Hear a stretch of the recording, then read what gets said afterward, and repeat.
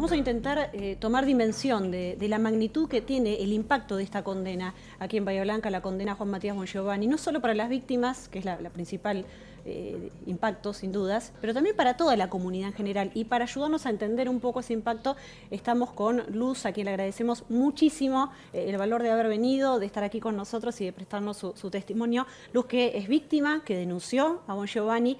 La denuncia prescribió por distintas cuestiones, vos me lo dirás, pero lo importante es que vos sos parte también de esta lucha, ¿no? ¿Cómo estás primero y el agradecimiento desde ya? Bueno, primero gracias a ustedes también por brindar este espacio donde se pueda empezar a ampliar y darle voz también a todo este proceso que comenzó hace bastante, hace mucho antes que el juicio que fue ahora en agosto.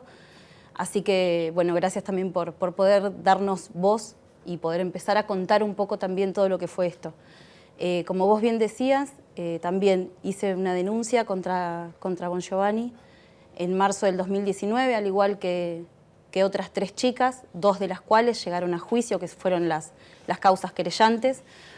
La causa mía y la de otra chica más prescribieron por el tiempo transcurrido hasta el momento de la denuncia.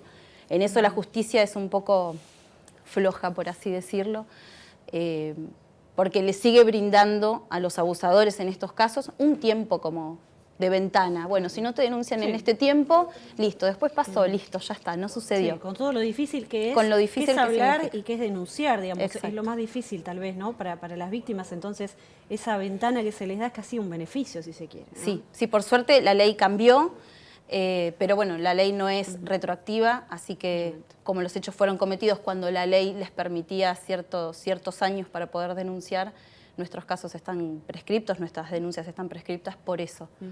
Y por eso no han llegado a juicio. ¿Qué te pasó cuando te enteraste de estas otras 2 denuncias, la llegada a juicio, el proceso que lo viste? ¿Cómo lo viviste? ¿Cómo te atravesó a vos en lo particular? Nosotras, en principio, desde el inicio estamos juntas, hicimos las denuncias juntas, porque no entendíamos hacerlo de otra manera que no sea acompañándonos, porque de hecho nos tuvimos que contener entre nosotras, escucharnos entre nosotras y reconocer que lo que nos había pasado, con años de diferencia, algunas, con otras un poco menos de diferencia de años, era exactamente lo mismo. Fue muy fuerte, muy revelador y muy doloroso escucharnos en el relato de la otra. Eso hasta hace 2 meses, hasta hace un mes atrás, que se presentó la última denuncia, o sea que ya hay más denuncias presentadas. Y eso nos sucedió siempre, de escuchar en cada chica que se acercaba o se contactaba por algún medio, escuchar lo que le había pasado era revivir lo que habíamos vivido nosotras. Porque es una identificación permanente, ¿no? Sí, porque aparte el modo en el que realizaba las cosas, el trato, los comentarios, las palabras, lo que hacía, se repetían todas. Entonces también fue una forma de poder darnos cuenta que eso que nos pasó estaba mal, y que no éramos las únicas, que no estaba mal que estemos pensando que está mal, porque todas nos sentíamos con la misma sensación de haber sido usadas, abusadas, ultrajadas, horrible. ¿Qué te pasaba cuando se acercaban esas mujeres a contactarte y a contarte todo esto?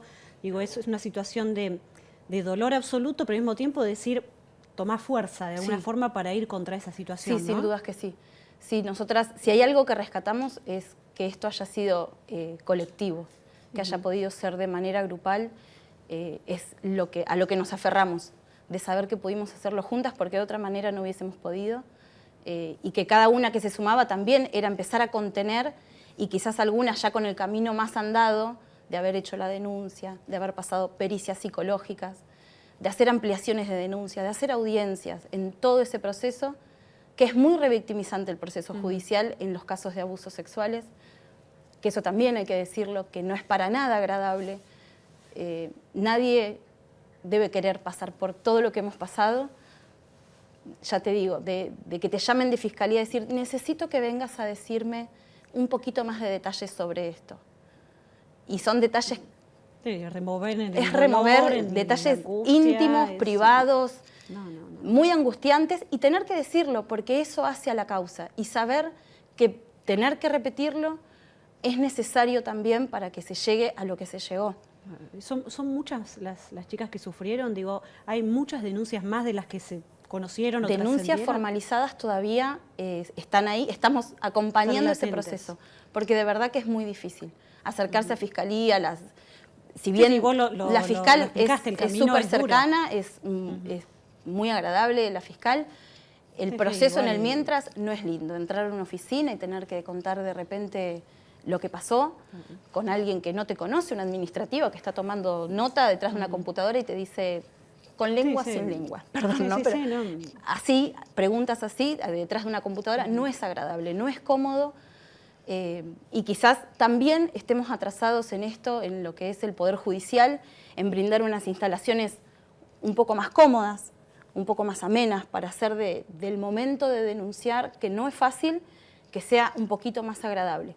Quizás también en eso... Y en este contexto que vos mencionás, que vos describís tan duro, ¿cómo te cayó cuando viste la manifestación? No sé si la viste, la manifestación que había fuera de tribunales de personas que sostenían, defendían a Bon Giovanni y sostenían que eran denuncias falsas. Esa es, bueno, es la parte más difícil, porque ninguna de nosotras quisiéramos atravesar todo lo que atravesamos solo por decir algo que no es verdad. No hubiésemos, primero que no se llega a juicio diciendo una mentira. Hemos pasado pericias psicológicas, ampliaciones de denuncia, audiencias, pericias por las que quizás él se negó, quizás no, él se negó a realizarse la pericia psicológica. Para nosotras no era opción. Nosotras tuvimos que declarar otra vez frente a psicólogos de parte de judiciales para corroborar que no somos fabuladoras, que no mentimos, que no teníamos ningún tipo de interés detrás de esto. Ahora, ¿quién puede querer pasar por semejante tortura que vos mencionaste? Por eso solo, es insólito solo realmente la expresión, por ¿no? denunciar. Falsa. Solo porque son mujeres y ahora las mujeres piensan que se puede denunciar a cualquiera. No, no se puede denunciar a cualquiera. No es agradable pasar por fiscalía, no es agradable pasar por los peritos, no es agradable. Y no es que se denuncie a cualquiera. Y en esto la justicia, por eso se avanzó, por eso se llegó a juicio y por eso hoy tenemos un condenado. Y en contrapartida de ese mensaje que se vio en esta parcialidad, en esta parte de la manifestación, puertas adentro de tribunales, la condena unánime de parte de todos los jurados, digamos. Ahí también es un mensaje de la sociedad, porque hay gente común, personas civiles comunes que no entienden de leyes, que se sientan y escuchan, y ahí acompañaron, ¿no? a las víctimas. Sí, la verdad que para nosotras decíamos, por favor, que alguien les pague la terapia a este jurado, porque fue un juicio muy largo, fueron 6 días de muchas horas, muchas horas, escuchando cosas atroces, horribles, y que nosotros los veíamos, estaba el jurado ahí, muy conmovidos, llorando. La verdad es que no debe ser una situación muy cómoda tampoco estar ahí, pero es una responsabilidad social, es una responsabilidad civil también, y que la condena haya sido unánime también habla de la responsabilidad con la que lo tomaron. ¿Qué te pasa cuando ves la imagen de Bon Giovanni? Cuando lo ves allí en tribunales, cuando lo ves con la cobertura mediática que tuvo el caso, ¿qué te sucede? En tribunales no lo veía. Cuando me tocó testificar, al ser víctima se lo saca del recinto. Él puede escuchar la declaración, pero no estando presente en el mismo espacio. Eso es por un beneficio por la ley otorgado. Cuando lo retiraban, cuando él se iba para trasladarlo al penal, cuando lo sacaban de tribunales, tampoco me acercaba. No, físicamente no puedo. Verlo en imágenes me genera como algo fuerte adentro todavía. ¿Qué pasó con las instituciones educativas? ¿Alguno de estos colegios, de estos grupos católicos, alguna autoridad se acercó una vez que comenzó este proceso judicial con esta exposición? ¿Alguien te llamó por teléfono, quisieron contactarte de alguna manera? Sí, ¿o no por interés? redes sociales, mensajes privados de algunos profes hemos recibido, desde la sorpresa y el asombro, de no lo puedo creer, qué fuerza, qué valentía que han tenido de poder denunciarlo, pero no más que eso. Y al momento de solicitarles que pudieran testificar sobre su accionar, ninguno pudo. Ninguno vio nada, ninguno sabía nada. Desde los colegios nadie sabe nada. Hay como un silencio absoluto por parte de las instituciones, que también creemos que tiene que ver con esto del encubrimiento que ha habido. De todos los colegios católicos en los que él dio clases, su partida y su renuncia era como inminente, se iba y ya está. Y ni siquiera de un solo colegio tenemos la constancia y sabemos que fue porque se lo invitó a retirar después de que una mamá se acercó a increpar al representante del colegio por una situación que ella supo. Y ella en su momento dijo, ¿no? O hacen algo o lo hago yo. Lo invitaron a renunciar, él renuncia y cambia de colegio. Un poco lo decía el abogado, ¿no? Si se hubiera actuado de manera distinta, tal vez en ese primer o uno de los primeros episodios, tal vez todo el otro no hubiera sucedido. Es difícil porque es con el diario del lunes, lo decía recién el abogado, pero evidentemente hay una complicidad también, una corresponsabilidad allí en las instituciones educativas, ¿no? Religiosas sobre todo, ¿no? Sí, y después también está la otra parte que muchos docentes se han comunicado pidiéndonos disculpas por no haberse dado cuenta. Y también es quitar, o nuestros propios padres, diciendo, ¿a dónde te mandaba? Perdón por no darme cuenta. Pero también es quitar un poco la culpa sobre eso, diciendo que él lo hacía con un nivel de perfección que ni siquiera nosotras nos dábamos cuenta que lo que estaba haciendo era un abuso. Esa capacidad de engañar, ese arte de manipular, de engañar y de usar también esa culpa, ¿no? que existe, lamentablemente. Mi terapeuta en su momento me lo explicó de una manera muy clara para sacarme del lugar de responsabilidad.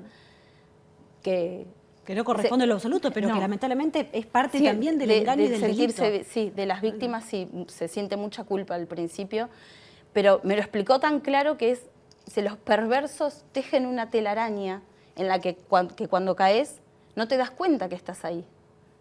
Y hace todo tan a la perfección alrededor de él que nadie lo va a notar. Nadie lo va a notar. Y por supuesto los abusadores no andan contándolo por la vida que abusan. Es tremendo. Entonces realmente. Ante la sociedad se muestran con una cara que no es la misma que hay en la intimidad. La última ya para liberarte, la pena ejemplar, imagino, permite sanar un poco y recuperar, cerrar un capítulo. ¿Cómo lo viven? Es reparador, en lo personal, fue muy reparador sentir el culpable, que haya sido la sociedad quien lo haya encontrado culpable, que se hayan sido personas comunes, de a pie. Para un tribunal hubiese sido quizás mucho más contundente, ya hubiésemos tenido la sabiduría y la certeza que era culpable mucho antes. Pero que haya sido la sociedad y por unanimidad, eso dio mucha calma. Después ahora con la condena, sí, es cerrar también una etapa.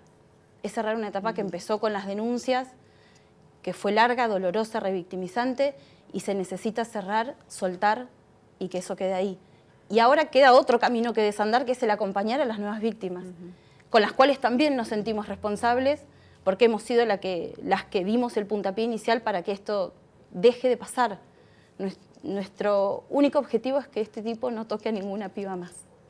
Luz, la verdad te agradecemos muchísimo el valor de venir, de exponerlo, de charlarlo, doble mérito, triple para ustedes, porque están haciendo un cambio muy importante en la sociedad también. Así que el agradecimiento y el acompañamiento. Gracias. Siempre. Muchísimas gracias.